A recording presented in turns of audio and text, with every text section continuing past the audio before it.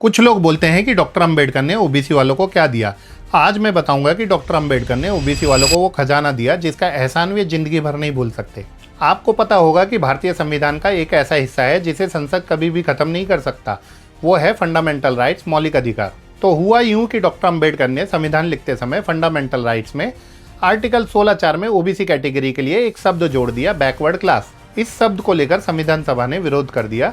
संविधान सभा का ये कहना था कि ओबीसी को बाकी लोगों के साथ ही रखना है, उनको अलग से क्लास नहीं बनाना है। 30 नवंबर 1948 को ओबीसी को लेकर संविधान सभा में बहस हुई, जिसमें डॉक्टर अंबेडकर ने अपना तर्क रखा कि समाज में एक ऐसा भी वर्ग है जो दलितों की तरह अछूत तो नहीं है, लेकिन अभी भी शिक्षा और सामाजिक स्तर पर पिछड़ा हुआ है, तो उनके लिए भी सरकारी नौकरियों में आरक्षण की व्यवस्था की जाए।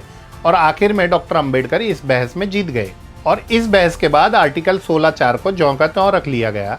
लेकिन 1951 में सुप्रीम कोर्ट ने सरकारी कॉलेजों में जातिगत आरक्षण को खारिज कर दिया। तब डॉक्टर अंबेडकर और पंडित नेहरू के प्रयासों से संविधान में पहला संशोधन हुआ और सरकारी कॉलेजों में जातिगत आरक्षण को मान्यता दिलाई।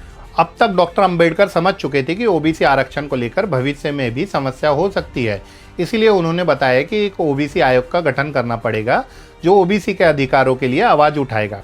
तो उन्होंने 1951 में संसद में ओबीसी आयोग के गठन तथा ओबीसी जनगणना के लिए आवाज उठाई, लेकिन संसद के बाकी नेता पक्ष में नहीं थे। ओबीसी आयोग के मुद्दे और हिंदू कोड बिल पास न होने से दुखी होकर डॉक्टर अंबेडकर ने 27 सितंबर 1951 को देश के कानून मंत्री पद से इस्तीफा दे दिया और अपने इस्तीफे में लिखा कि सरकार का ओबीसी वर्ग तथा महिलाओं के प्रति नजरिया अच्छा नहीं है, इस बात से वे दुखी हैं। बाद में 1953 में इसी कानून के आधार पर देश का पहला पिछड़ा वर्ग आयोग बना, काका कालेलकर आयोग, और 1979 में देश का दूसरा पिछड़ा वर्ग आयोग बना, मंडल कमीशन। इसी मंडल कमीशन के प्रयासों से साल 1990 में ओबीसी को 27% आरक्षण मिला, लेकिन कुछ लोगों को ये आरक्षण हजम नहीं हुआ और उन्होंने 2 साल बाद इस ओबीसी आरक्षण को सुप्रीम कोर्ट में चुनौती दे दी और बताया कि यह आरक्षण वैध नहीं है। लेकिन फिर से डॉक्टर अंबेडकर के मौलिक अधिकारों ने इस ओबीसी आरक्षण को बचा लिया, क्योंकि डॉक्टर अंबेडकर ने मौलिक अधिकारों में पहले ही स्पष्ट रूप से लिख दिया था कि ओबीसी के लिए आरक्षण की व्यवस्था की जाए और मौलिक अधिकारों को कोई खत्म नहीं कर सकता। तो ये थी ओबीसी वालों के लिए डॉक्टर अंबेडकर द्वारा दी गई सौगात। आप इस वीडियो को हर एक ओबीसी तक शेयर कर दो और ऐसी ही शानदार जानकारी के लिए फॉलो करें।